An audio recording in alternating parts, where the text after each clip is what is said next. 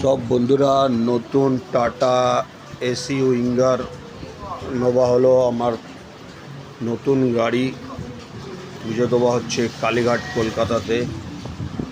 রাত্রিরে সকালবেলা বেরিয়ে যাওয়ার আছে উড়িষ্যার জন্যে।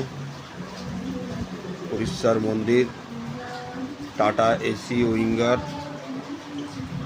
নতুন গাড়ি VX6 13 সিটার 13+। টোটাল ড্রাইভারকে নিয়ে 14 জন বসা যায়।